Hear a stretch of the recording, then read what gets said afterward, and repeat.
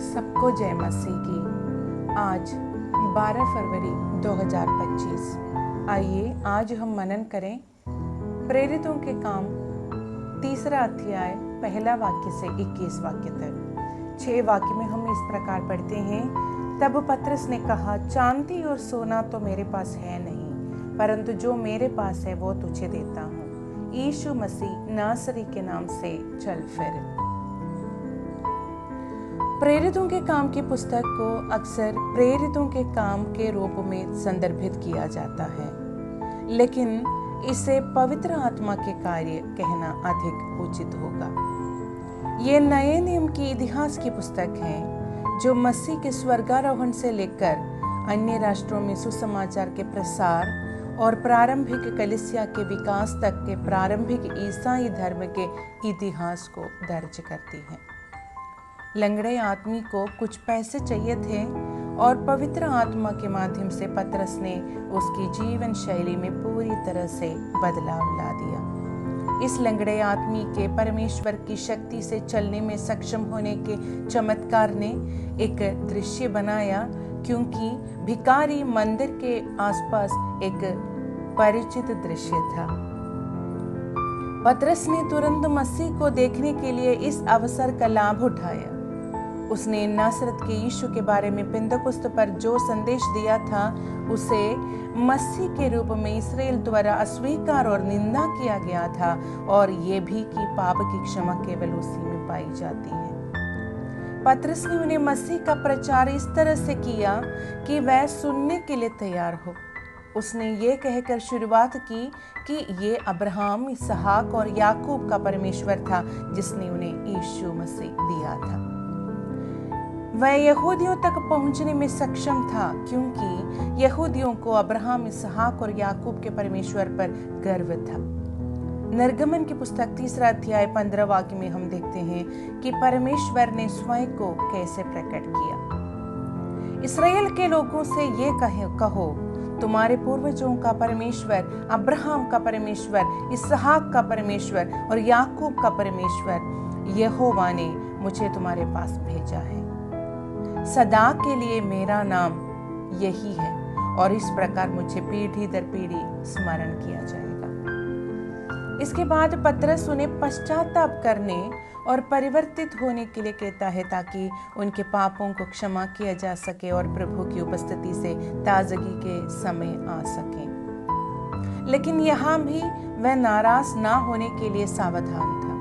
यह कहकर कि उन्होंने अपनी अज्ञानता के कारण यीशु मसीह के साथ ऐसा किया था। पतरस अपने लोगों से उनकी शर्तों पर मिलकर उसके लिए एक प्रभावी गवाह बनने में सक्षम था। हम भी मसीह के लिए प्रभावी गवाह बनने में पतरस से सीख सकते हैं। हम उन लोगों की निंदा ना करके ऐसा कर सकते हैं जो खो गए हैं, लेकिन ये समझकर कि अधिकांश लोग अलग अलग क्षेत्रों में अपने दुख से बाहर निकलने का रास्ता तलाश कर रहे हैं। वे पवित्र आत्मा की कमी के कारण अपने भीतर जो खालीपन छोड़ जाते हैं, उसे भरने की कोशिश करते हैं। इसे कहीं और ढूंढकर अलग अलग धर्मों या कर्मों में, नशीली दवाओं, बार इस सब में उसे भरने की कोशिश करते हैं। हम ऐसे लोगों की सेवा कैसे करते हैं? हम उन्हें क्या देते हैं? आइए हम उन्हें मसीह यीशु दें, परमेश्वर की ओर से भेजा गया व्यक्ति, क्योंकि वह उनसे प्रेम करता है। यूहन्ना का सुसमाचार 3 अध्याय 16 वाक्य में कहता है, क्योंकि परमेश्वर ने जगत से ऐसा प्रेम रखा कि उसने अपना इकलौता पुत्र दे दिया, ताकि जो कोई उस पर विश्वास करे वे नाश न हो परंतु अनंत जीवन पाए। एकमात्र नाम जो उन्हें बचा सकता है। प्रेरितों के काम 4 अध्याय 12 वाक्य में कहता है, और किसी दूसरे के द्वारा उद्धार नहीं, क्योंकि स्वर्ग के नीचे मनुष्यों में और कोई दूसरा नाम नहीं दिया गया जिसके द्वारा हम उद्धार पा सकें। एकमात्र व्यक्ति जो उन्हें कैद से छुड़ा सकता है। लूका का सुसमाचार 10 अध्याय 17 वाक्य में कहता है, हे प्रभु, तेरे नाम से दुष्टात्माएं भी हमारे अधीन है। वह जो उनकी बीमारी को ठीक कर सकता है। पतरस की पहली पत्री 2 अध्याय 24 वाक्य में कहता है, उसने व्यक्तिगत रूप से हमारे पापों को अपने शरीर में क्रूस पर ले लिया ताकि हम पाप के प्रति मर जाएं और जो सही है उसके लिए जिएं। उसके घावों से हम ठीक हो गए हैं, जो उनकी कमजोरियों को समझ सके और उनकी मदद कर सके। इब्रानियों की पत्री 4 अध्याय 15 वाक्य में कहता है, क्योंकि हमारा ऐसा महायाजक नहीं जो हमारी कमजोरियों को समझ ना सके, बल्कि हमारा ऐसा महायाजक है जो हर तरह से हमारी तरह परखा गया, फिर भी उसने पाप नहीं किया। मेरे प्रियो, आपको मुक्ति का उपहार मुफ्त में मिला है, इसलिए आपको इसे दूसरों को भी मुफ्त में देना चाहिए।